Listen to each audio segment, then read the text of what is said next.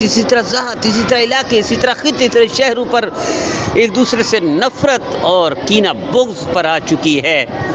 اس نبی کی امت ہے جو جانور کو، جو چرند پرند کی تکلیف کو برداشت نہ کر سکے، اس کی امت ایک دوسرے کے گردنیں مار کر اور کلمہ پڑھ کر اور حرم میں حاضری حج عمرے کے لیے بھی تیار ہے۔ کیسے دعائیں قبول ہوں گی، کیسے برکت ملے گی، کیسے ان کی آہیں فرش سے عرش پر جائیں گی، کیسے فرشتے ان کی دعاؤں پر آمین کہیں گے، اور کیسے اللہ کا قرب ملے گا، اور کیسے ان کو نبی کریم صلی اللہ علیہ وسلم کی پہچان اور معرفت اور قرب ملے، اور کیسے شفاعت کے مستحق بنیں گے۔ جو نبی جانور کی تکلیف کو برداشت نہ کر سکے، چڑیا کی تکلیف کو برداشت نہ کر سکے، اس کی امت مسلمان کلمہ گو ایک دوسرے کو تکلیفیں دیتے ہیں، مرنے پر تلے ہوئے ہیں، نفرت پر آمادہ ہیں، کینہ بغض